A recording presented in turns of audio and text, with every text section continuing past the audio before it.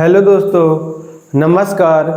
स्वागत है आप सभी का आपका अपना चैनल कलेक्शन ऑफ मैथ्स पर।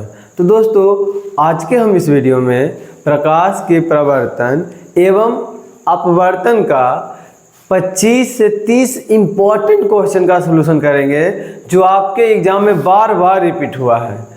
और मैं आपको इसलिए बताना चाहता हूं ताकि आप इसे अच्छे से समझ लें, ताकि आने वाला बोर्ड एग्जाम में आपको कोई भी परेशानी ना हो। लास्ट तक बने रहिए, आपको ज़रूर बहुत अच्छा से समझ में आएगा। तो चलिए हम लोग क्लास को आगे बढ़ाते हैं।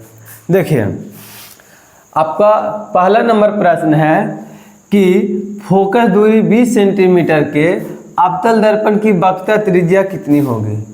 तो देखिए, फोकस दूरी कितना दिया है, तो लिखेंगे कि चूंकि f बराबर कितना है तो 20 सेंटीमीटर है। आप कहता है कि वक्रता त्रिज्या यानी r कितनी होगी, यही ना हम आपको बताए हैं। देखिए क्या होता है कि f और r के बीच में क्या संबंध होता है, तो लिखेंगे कि चूंकि f बराबर r बटा क्या होता है 2 होता है। तो f का मान आपको 20 दिया है, r का मान आपको निकालना है, बटा के 2 दिया है। अब भागा में है 2 तो इधर आएगा, तो गुना में बराबर r, तो 40 बराबर कितना हो जाएगा r।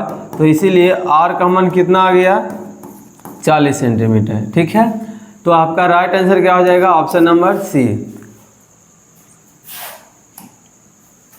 नेक्स्ट प्रश्न है आपका कि कांच की एक समानांतर पट्टिका पर श्वेत किरणें तिरछी आपतित होती है, तो निम्नलिखित में प्रथम अपवर्तन के साथ घटित होगा।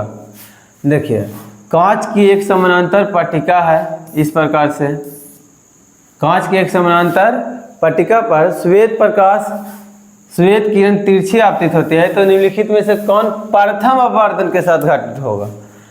तो इस पर प्रकाश की किरणें क्या होती हैं, देखिए एक समानांतर पट्टिका पर श्वेत किरण तिरछी आपतित होती है, तो ये आया, फिर देखिए अभिलंब की ओर झुकेगा और ये बाहर निकल जाएगा।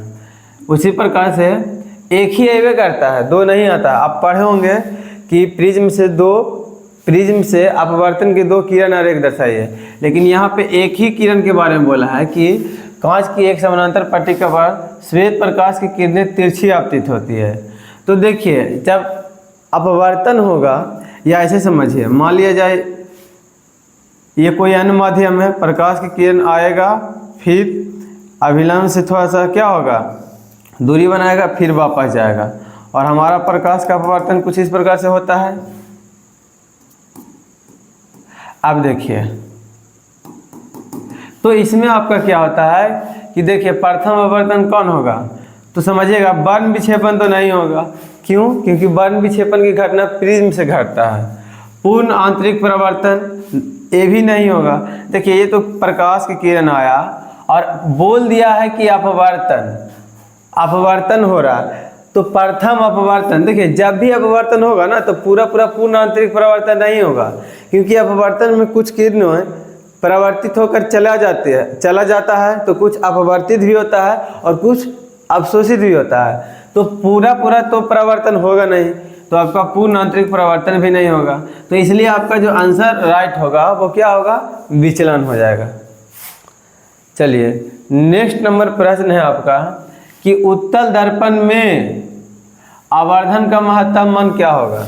देखिए, आवर्धन क्या होगा, तो हम जानते हैं आवर्धन को m से सूचित करते हैं, और m का मान क्या होता है, तो यहाँ पे लिखेंगे आवर्धन वाला फॉर्मूला होता है प्रतिबिंब की ऊंचाई, प्रतिबिंब की ऊंचाई बटा वस्तु की ऊंचाई। देखिए, m बराबर हमको पता है कि दिया है उत्तल दर्पण, और हम लोग जानते हैं, क्या जानते हैं कि उत्तल दर्पण में जो प्रतिबिंब बनता है वो वस्तु की अपेक्षा हमेशा छोटा बनता है। तो प्रतिबिंब जो बनेगा, मान लेते हैं वस्तु आपका 5 है, तो आपका वस्तु का जो ऊंचाई होगा 4 हो सकता है, 3 हो सकता है, 2 हो सकता है, 1 हो सकता है, कुछ भी, लेकिन 5 नहीं होगा। क्योंकि उत्तल दर्पण में प्रतिबिंब वस्तु से क्या बनता है, छोटा। तो आपका वस्तु की ऊंचाई अगर 5 है, ठीक है, तो प्रतिबिंब इससे छोटा बनेगा। और इसका मान जब भी निकालिएगा इसका मान, तो ये जो 4/5 का मान है वो क्या होगा, 1 से छोटा होगा। आप मान लेते हैं, चलिए देखिए दूसरा मानते हैं, m बराबर मान लेते हैं वस्तु की ऊंचाई 10 है, तो प्रतिबिंब की ऊंचाई कितना बनेगा, तो 10 से छोटा बनेगा। तो मान लेते हैं ये 5 बना, तो ये जो 5/10 आया है ना, वो 1 से क्या है, छोटा है। तो हम कह सकते हैं कि इसका जो आवर्धन होगा, उत्तल दर्पण में आवर्धन का महत्तम मान वो क्या हो जाएगा, 2 नहीं होगा, 1 भी नहीं होता है, यानी वस्तु के बराबर, और अनंत भी नहीं होगा, क्या होगा, 1/2 आपका राइट आंसर हो जाएगा। नेक्स्ट है आपका कि किसी वस्तु का अवतल दर्पण द्वारा बना प्रतिबिंब आभासी, सीधा तथा वस्तु से बड़ा पाया गया, तो वस्तु की स्थिति कहाँ होनी चाहिए। आप लोग जब प्रतिबिंब खींचे होंगे तो पढ़े होंगे कि देखिए अवतल दर्पण में एक ही केस आता है। मान लेते हैं MN आपका अवतल दर्पण है, और ये आपका ध्रुव हो गया, आपका फोकस हो गया, और ये क्या हो गया, वक्रता केंद्र। तो आपको पता होगा कि अवतल दर्पण में प्रतिबिंब कब आभासी, सीधा तथा वस्तु से बड़ा बनता है, जब हम वस्तु को P तथा F के बीच रखते हैं। P तथा F के बीच रखते हैं तो आपका जो प्रतिबिंब होता है वो कहाँ बनता है, पीछे बनता है, और वस्तु से बहुत बड़ा बनता है, वस्तु से बहुत बड़ा। तो वस्तु की स्थिति कहाँ होता है, तो आपका आंसर जो होगा वो क्या होगा, P और F के बीच, यानी P यानी ध्रुव और F यानी फोकस। तो हम कह सकते हैं कि वस्तु की स्थिति कहाँ होगा, तो मुख्य फोकस तथा वक्रता केंद्र के बीच नहीं, वक्रता केंद्र से पर बाहर नहीं, वक्रता केंद्र पर, वक्रता केंद्र को हम लोग C के नाम से जानते हैं, तो C पर होगा नहीं। दर्पण के ध्रुव तथा मुख्य फोकस के बीच, हाँ, दर्पण के ध्रुव यानी P तथा मुख्य फोकस यानी F के बीच। तो आपका राइट आंसर क्या होगा, ऑप्शन नंबर D आपका राइट आंसर हो जाएगा। नेक्स्ट प्रश्न है आपका, फोकस दूरी 10 सेंटीमीटर के अवतल दर्पण द्वारा उत्पन्न आवर्धन धनात्मक होगा यदि वस्तु का मान क्या होगा। देखिए आपका दिया है कि फोकस दूरी 10 सेंटीमीटर, ये आपका क्या हो गया, अवतल दर्पण M से लेकर के N तक, ये आपका P हो गया, F हो गया, और ये C हो गया। अब कहता है कि फोकस दूरी 10 सेंटीमीटर के अवतल दर्पण द्वारा उत्पन्न आवर्धन धनात्मक होगा। अब ये देखिए यहाँ फोकस कितना दिया है, तो यहाँ से यहाँ तक जो आपका मान दिया है वो 10 सेंटीमीटर दिया है। अब कहता है उत्पन्न आवर्धन धनात्मक होगा यदि वस्तु की दूरी क्या होगा। तो देखिए आवर्धन कब धनात्मक होता है, आवर्धन धनात्मक होगा, आवर्धन धनात्मक कब होता है पता है आपको, जब आपका प्रतिबिंब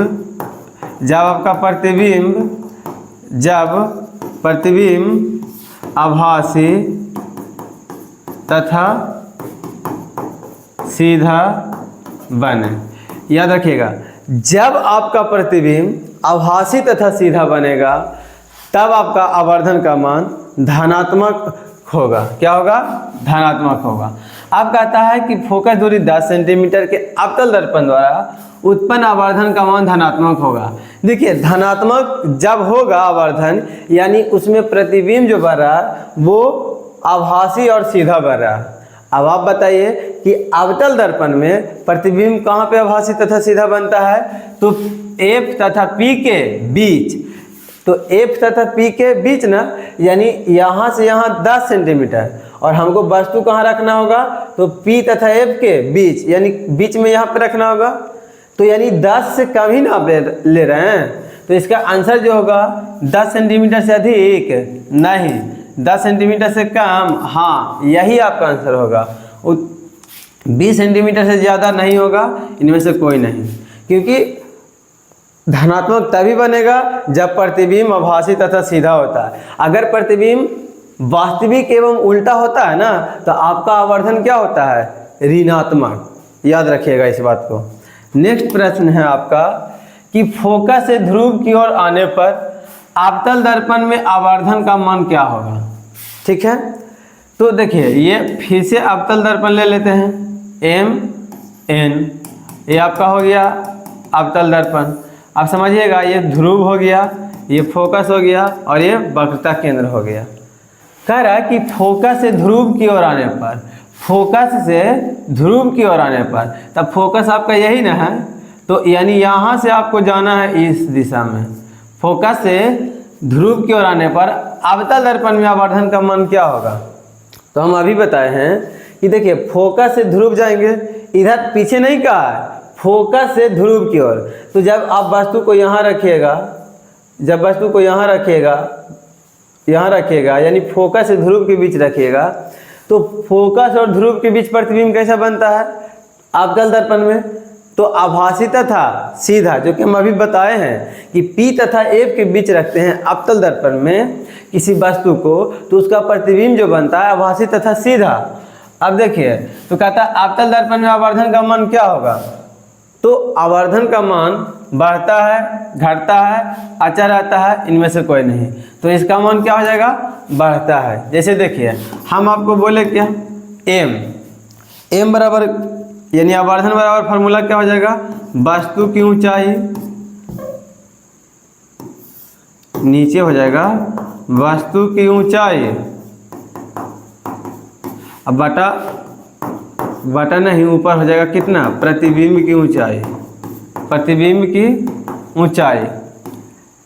इसको हम लोग H डैश बटा H के नाम से भी जानते हैं, और माइनस M बटा, देखिए समझिएगा, ये जो होता है माइनस क्या होता है, आवर्धन का एक और सूत्र होता है, क्या हो जाएगा, आवर्धन बराबर हो जाएगा माइनस V बटा क्या हो जाता है, U होगा, प्रतिबिंब की ऊंचाई तथा वस्तु की ऊंचाई। ठीक है, अब देखिए, अब समझिएगा कि हम फोकस से ध्रुव की ओर जा रहे हैं, यानी फोकस से ध्रुव की ओर जा रहे हैं, तो समझिए वस्तु जब आपका मान लेते हैं 1 यूनिट है, तो आपका प्रतिबिंब क्या होगा, आपको पता होगा कि फोकस से ध्रुव की ओर जाने पर उसका प्रतिबिंब जो होता है वस्तु के अपेक्षा बहुत बड़ा बनता है, पता है कि नहीं। यानी जब वस्तु F तथा P के बीच होता है, तो वस्तु के अपेक्षा प्रतिबिंब क्या बनता है, बड़ा बनता है या ना, आभासी भी बनता है, सीधा भी बनता है, और वस्तु के अपेक्षा बहुत बड़ा बनता है। अगर वस्तु की ऊंचाई आप मान लेते हैं 1, तो क्या आपका प्रतिबिंब एक ही बनेगा, नहीं, कितना बनेगा, 2, 3, 4 कुछ भी बन सकता है। तो इसका जो मान आएगा वो क्या आएगा, 1 से क्या आएगा, 1 इसका मान जो है वो क्या होगा, बड़ा होगा किससे, 1 से होगा ना। तो देखिए आवर्धन का मान क्या होगा, बढ़ेगा, यानी बढ़ता जाता है, क्या होगा, तो बढ़ता जाता है। जैसे जैसे आप ध्रुव की ओर जाइएगा तो इसका मान क्या होगा, बढ़ता जाएगा। नेक्स्ट है आपका एक अवतल दर्पण के प्रधान अक्ष पर, देखिए ये अवतल दर्पण हो गया, फिर से ले लेते हैं MN, ये आपका P हो गया, F हो गया, C हो गया।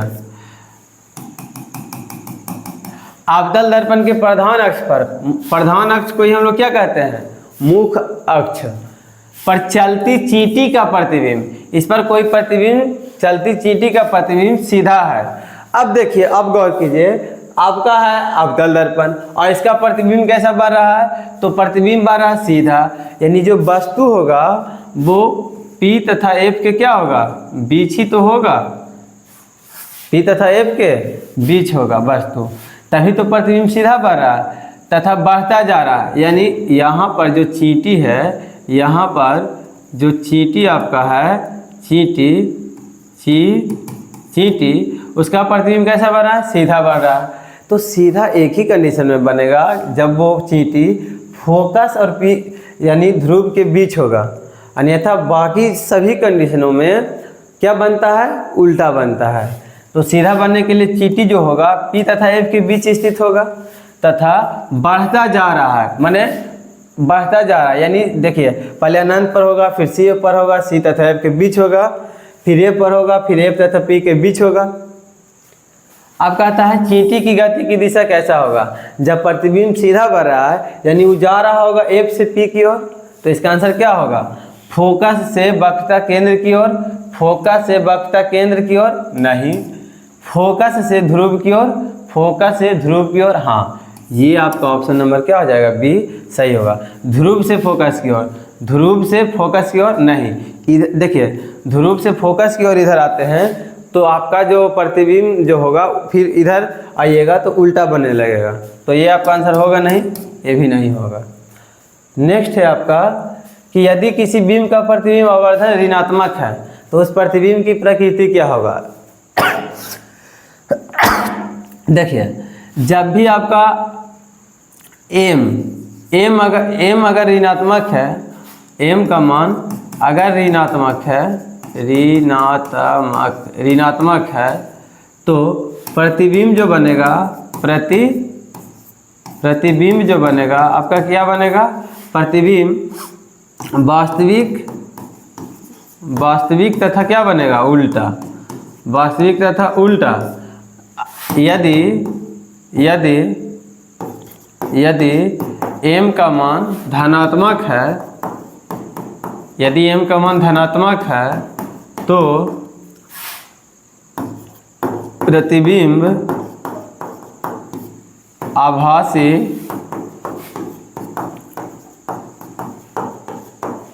तथा सीधा होगा, आभासी तथा सीधा होगा। याद रखिएगा, अगर m का मान ऋणात्मक है तो आपका प्रतिबिंब का प्रकृति कैसा होगा, वास्तविक तथा उल्टा।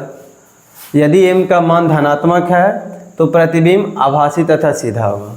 अब आप ऑप्शन मिलाइए, कहता है कि यदि किसी बीम का प्रतिबिंब का आवर्धन ऋणात्मक है तो उस प्रतिबिंब होगा, यहाँ पर प्रतिबिंब की प्रकृति क्या होगी। तो प्रतिबिंब की प्रकृति क्या होगा, तो वास्तविक और क्या होगा, वास्तविक तथा उल्टा। तो ऑप्शन नंबर आपका कौन सा सही होगा, ऑप्शन नंबर डी आपका राइट आंसर हो जाएगा। नेक्स्ट है आपका कि यदि अवतल दर्पण का निचला आधा भाग टूट जाए तो प्रतिबिंब सीधा बनेगा, आधा बनेगा, कम तीव्र बनेगा, इनमें से कोई नहीं। ये आपका रहा अवतल दर्पण m से लेकर के n। अब देखिए, ये आपका P हो गया, F हो गया और ये C हो गया। अब कहता है यदि अवतल दर्पण का निचला आधा भाग टूट जाए, जैसे देखिए ये किरण मान लेते हैं कि ये किरण होगा, वस्तु होगा, कोई वस्तु हुआ, अब ये आया दर्पण से टकरा करके F से गुजरा होगा, फिर दूसरा किरण जो है वो C से गुजरता है, ठीक है। अगर हम इसमें वस्तु को देखिए, अगर हम इसमें वस्तु को क्या करते हैं कि अनंत पर रखते हैं, तो अनंत पर हम रखेंगे जब इसमें देखिए आपका ये क्या हो जाएगा, तो F और ये आपका हो जाएगा C। जब हम इसमें वस्तु को अनंत पर रखते हैं तो ये टकरा करके F से गुजरेगा, ऊपर भी रखेंगे तो ये टकरा करके F से गुजरेगा। अनंत पर जब हम वस्तु को रखते हैं तो उसका जो प्रतिबिंब बनता है वो फोकस पर बनता है, आपको पता होगा। तो देखिए, अगर निचला भाग नहीं होता तो क्या होता, ये निचला भाग नहीं होता तो क्या होता, समझिए, ये F रहेगा और ये P। अगर इसका निचला भाग नहीं होता तो पता है नीचे आपका किरण नहीं टकराता नहीं, तो नीचे आपका किरण परावर्तित नहीं हो रहा है, तो हम कह सकते हैं कि जो आपका प्रतिबिंब जो बनेगा ना वो कम तीव्र का बनेगा, सीधा बनेगा, आधा बनेगा, ये सब आपका आंसर होगा नहीं। आपका आंसर क्या होगा, कम तीव्र का बनेगा, क्योंकि किरणें ऊपर तो टकरा रही है, परावर्तित हो रही है, लेकिन नीचे नहीं हो रहा। नीचे नहीं होने के कारण इसका प्रतिबिंब क्या होगा, कम तीव्र बनेगा, ठीक है। तो आपका चलिए नेक्स्ट नंबर प्रश्न है आपका, वायु का निरपेक्ष अपवर्तनांक वास्तव में कितना होता है, 1 से कम, 1 से अधिक, 1 के बराबर, ऑप्शन डी में है 0। तब वायु का जो निरपेक्ष अपवर्तनांक होता है वो होता है 1 से अधिक। इसका मान लगभग होता है 1.003 होता है। तो ये क्या हुआ, 1 से अधिक हुआ। कहता है निम्नलिखित में से किसका अपवर्तनांक सबसे कम होता है। देखिए अगर हम बात करें तारपीन के तो कितना हो जाएगा, 1.47 होता है। बेंजीन की बात करें तो इसका अपवर्तनांक 1.5 होता है। पानी की बात करें तो 1.33 होता है। केरोसिन की बात करें तो 1.44 होता है अपवर्तनांक। अब देखिए निम्नलिखित में किसका अपवर्तनांक सबसे कम होता है, तो आपका आंसर क्या होगा, ऑप्शन नंबर सी आपका क्या होगा, राइट आंसर। नेक्स्ट है, एक प्रकाश किरण एक समतल दर्पण पर लंबवत आपतित होती है तो प्रवर्तन का मान क्या होगा। जैसे देखिए ये समतल दर्पण ले लिए। अब कहता है कि एक प्रकाश किरण एक समतल दर्पण पर लंबवत आती है। अब ये किरण कैसा आ रहा है, लंबवत आ रहा है। कैसा आ रहा है, लंबवत आ रहा है। तो परावर्तन का मान क्या होगा। देखिए जब ये किरण लंबवत आ रहा है यानी थीटा का मान आपका क्या लंबवत आ रहा है, तो जब ये परावर्तन का मान कितना होगा, तो लंबवत आएगा तो ये लंबवत ही चला जाएगा। लंबवत आ रहा है तो ये परावर्तन के बाद क्या होगा, लंबवत ही चला जाता है। अब देखिए जब लंबवत आया और लंबवत चला गया तो यहाँ थीटा बना कुछ, झुका, किरण झुकवे नहीं करेगा। जब किरण नहीं झुकेगा तो थीटा का मान आपका क्या हो जाएगा, 0 डिग्री। अगर हल्का फल्का भी झुकता तो थीटा का मान कुछ और होता।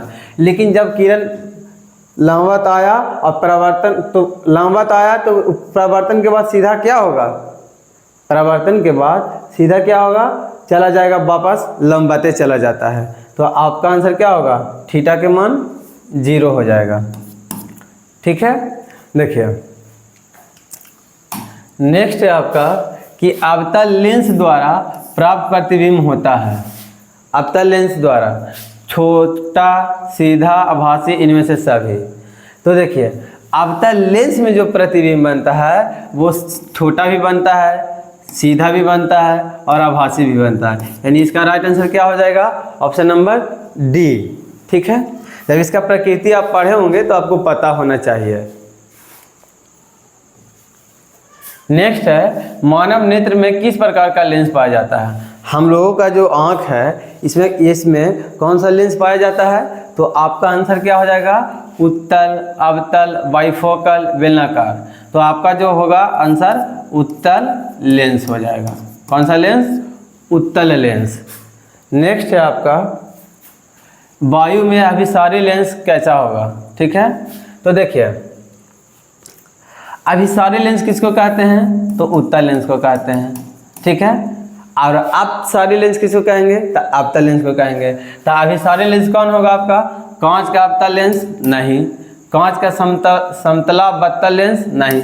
ठीक है। समतला बत्तल लेंस जो होता है समतल प्लस उत्तल लेंस होता है, तो ये होगा नहीं। कांच का उत्तल लेंस, हाँ आपका राइट आंसर क्या हो जाएगा, ऑप्शन नंबर सी। अब कहता है नेक्स्ट कि प्रकाश की किरण को मोड़ने की क्षमता को क्या कहते हैं। तो प्रकाश की किरण को मोड़ने की क्षमता को हम लोग क्या कहते हैं, लेंस की क्षमता, लेंस की क्षमता का व्युत्क्रम, लेंस की समांजन क्षमता, इनमें से कोई नहीं। तो प्रकाश की किरण को मोड़ने की क्षमता को क्या कहते हैं, तो आपका जो आंसर होगा क्या होगा, वो लेंस की क्या हो जाएगा, क्षमता होगा। क्या होगा, प्रकाश की किरण को मोड़ने की क्षमता को हम लोग क्या कहते हैं, तो लेंस की क्षमता कहते हैं। नेक्स्ट है आपका निम्नलिखित में कौन लेंस की क्षमता का मात्रक है। तो लेंस की क्षमता का मात्रक क्या होता है, जूल, वाट, डायोप्टर, अर्ग। तो आपको पता होगा कि लेंस की क्षमता का जो मात्रक होता है वो क्या होता है, डायोप्टर होता है। क्या होगा, डायोप्टर। चलिए नेक्स्ट नंबर प्रश्न है आपका, निम्न में से किस लेंस या दर्पण की फोकस दूरी धनात्मक होती है। तो देखिए अगर हम आपको बात करें तो अवतल दर्पण, अवतल लेंस, अवतल दर्पण, अवतल लेंस, इधर हो जाएगा अवतल, इधर हो जाएगा आपका उत्तल, उत्तल दर्पण, फिर हो जाएगा आपका उत्तल लेंस। अगर हम बात करें अवतल दर्पण और अवतल लेंस, तो इसका जो फोकस होता है वो ऋणात्मक होता है और इसका फोकस क्या होता है, धनात्मक। उत्तल दर्पण उत्तल लेंस का, तो कहता है लेंस या दर्पण की फोकस दूरी धनात्मक होगा। तो लेंस या दर्पण धनात्मक अवतल का होता नहीं है, उत्तल लेंस या उत्तल दर्पण का हो सकता है, समतल और अवतल लेंस का होगा नहीं, क्योंकि इसमें अवतल शामिल है और अवतल लेंस का फोकस क्या होता है, ऋणात्मक होता है। तो इनमें से कोई नहीं, यानी आपका ऑप्शन नंबर क्या हो जाएगा, बी। उत्तल लेंस या उत्तल दर्पण दोनों का फोकस दूरी क्या होगा, धनात्मक होता है। नेक्स्ट है अवतल लेंस का आवर्धन m बराबर क्या होता है। ठीक है, तो देखिए आपका m बराबर आवर्धन का मान जो होगा वो क्या होगा, v/u होगा, पॉजिटिव। किसके लिए, तो लेंस के लिए। ये जो आपका पालन होगा लेंस के लिए। अगर आपका m बराबर -v/u होगा, किसके लिए, तो दर्पण के लिए। अगर आपसे पूछता है दर्पण में आवर्धन का मान, अवतल लेंस अवतल दर्पण उत्तल दर्पण, तो आपका होगा m बराबर -v/u। लेकिन यहाँ बोला लेंस, तो लेंस के लिए आवर्धन का मान क्या होगा, v/u। बस इतना अंतर है। तो आपका आंसर क्या हो जाएगा, ऑप्शन नंबर डी। नेक्स्ट है आपका दर्पण सूत्र है, देखिएगा 1/1 + 1/u बराबर 1/v, 1/v - 1/u बराबर 1/v। तो निगेटिव वाला तो होगा नहीं, तो 1/v + 1/u बराबर क्या होगा, 1/f हो जाएगा। 1/, देखिए 1/v + 1/u बराबर क्या होता है, 1/f। तो आपका राइट आंसर क्या हो जाएगा, ऑप्शन नंबर ए ही आपका राइट आंसर हो जाएगा। ठीक है, नेक्स्ट है आपका कि किसी माध्यम के अपवर्तनांक का मान क्या होगा। तो mu बराबर क्या होता है, sin i बटे के क्या होता है, sin r। तो sin i बटा के क्या हो जाएगा, sin r, यानी ऑप्शन नंबर बी।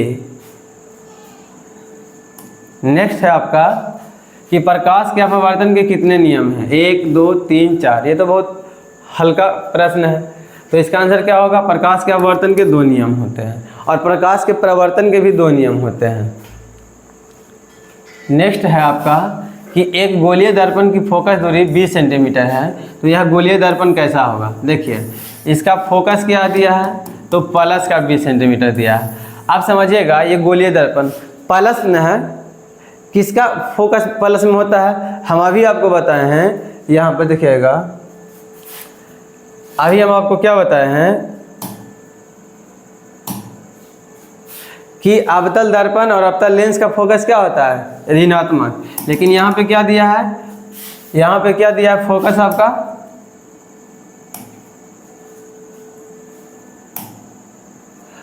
आपका धनात्मक दिया है।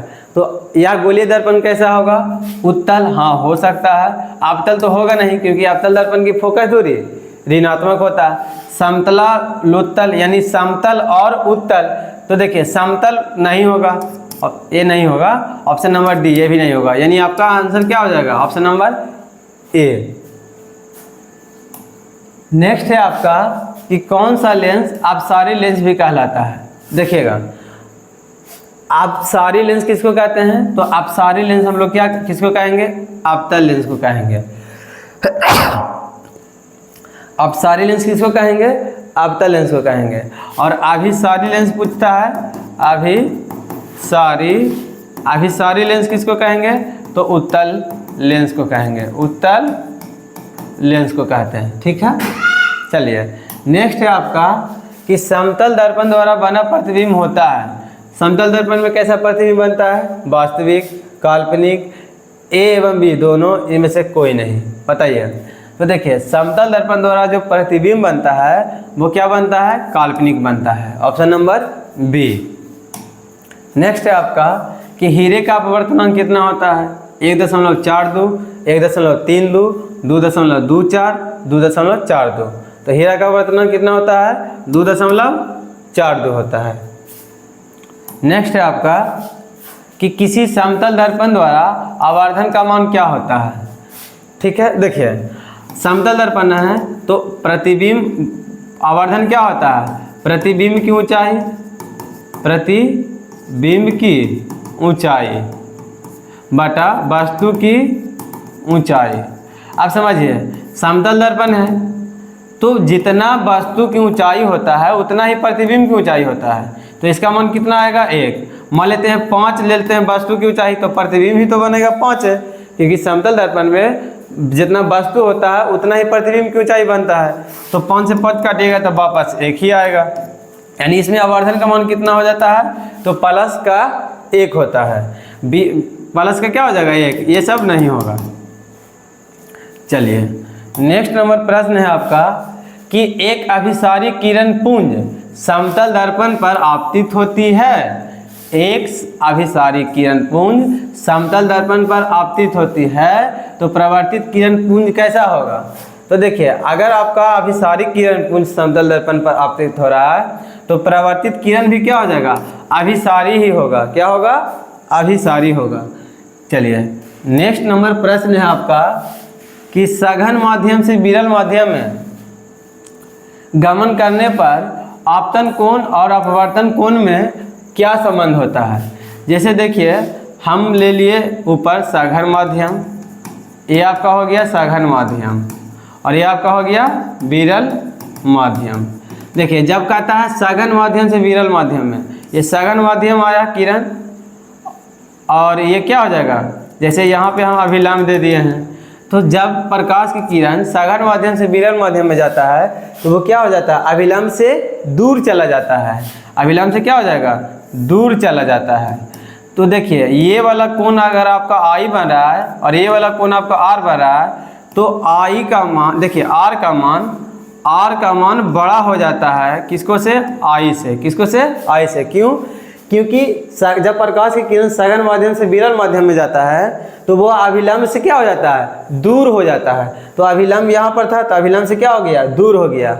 यानी आर का मान, यानी यहाँ पे जो कोण बनेगा वो बड़ा बनेगा किसके अपेक्षा, आई के अपेक्षा। यानी आर का मान बड़ा बनेगा आई से। तो आपका राइट आंसर क्या हो जाएगा, ऑप्शन नंबर सी हो जाएगा। नेक्स्ट है आपका, चिन्हों की निर्देशांक परिपाटी में धनात्मक फोकस दूरी किसका होता है। तो देखिए, धनात्मक फोकस दूरी हम आपको बताएं कि अवतल दर्पण का होता है, सॉरी उत्तल दर्पण का होता है और उत्तल लेंस का होता है। तो देख लीजिए, उत्तल लेंस का जी हाँ, उत्तल दर्पण की जी हाँ, अवतल दर्पण की नहीं, ए और बी दोनों की, ए और बी दोनों हाँ। तो आपका राइट आंसर क्या हो जाएगा, ऑप्शन नंबर डी।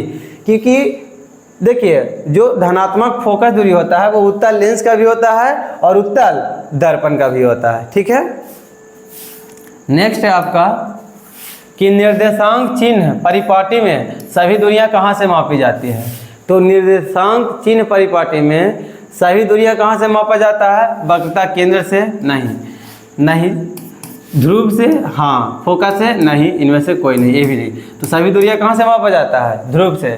जैसे देखिए, ये आपका दर्पण हो गया, ये आपका पी हो गया, एफ हो गया, सी हो गया, एम एन आपका दर्पण हो गया। तो जितना भी दूरी न पाएगा सब पीए से न पाता है, यानी ध्रुव से। तो आपका आंसर क्या हो जाएगा, ऑप्शन नंबर बी। नेक्स्ट एवं लास्ट प्रश्न है कि विरल माध्यम से सघन माध्यम में जाती हुई किरण मुड़ जाती है। जैसे देखिए, अगर हम मान लेते हैं ये विरल माध्यम हो गया, विरल माध्यम, और ये आपका हो गया क्या, सघन माध्यम। अब ये प्रकाश की किरण आया और यहाँ पे क्या होता है, अभिलंब। जहाँ पे माध्यम चेंज होता है वहाँ पर हम लोग अभिलंब देते हैं। तो ये आपका हो गया अभिलंब। अब क्या कहता है जी, सुनिए, विरल माध्यम से सघन माध्यम में जाती हुई किरण। तो ये विरल माध्यम से जा रहा है सघन माध्यम में, तो विरल, जब प्रकाश की किरण विरल माध्यम से सघन माध्यम में जाता है तो वो अभिलंब की ओर क्या हो जाता है, झुक जाता है, अभिलंब की ओर झुक जाता है। तो आपका आंसर क्या हो जाएगा, अभिलंब की ओर, अभिलंब से दूर, अभिलंब के साथ संपाती, इनमें से कोई नहीं। तो क्या हो जाएगा, अभिलंब की ओर झुक जाता है। ठीक है। तो दोस्तों, उम्मीद करते हैं कि आपको ये क्लास बढ़िया लगा होगा। यदि कहीं पे डाउट हो रहा है तो यहाँ पे कमेंट कर दीजिए, नेक्स्ट वीडियो में आपका जवाब दे दिया जाएगा। यदि वीडियो अच्छा लगता है या लगा होगा तो चैनल को सब्सक्राइब कर लीजिए, क्योंकि आपको हम इस प्रकार का कंटेंट डेली लेकर के आएंगे और आपका एग्ज़ाम की तैयारी जो होगा बेहतर होगा। और यदि वीडियो अच्छा लगा होगा तो फिर से बोल रहे हैं कि लाइक कर दीजिए, क्योंकि थोड़ा सा मेहनत करते हैं तो लगता है कि सब्सक्राइबर गेन हो। और ज़्यादा से ज़्यादा इसे दोस्तों के पास शेयर करने का प्रयास कीजिए। Thank you. फिर मिलेंगे हम अगले वीडियो में नए वीडियो के साथ। जय हिंद, जय भारत।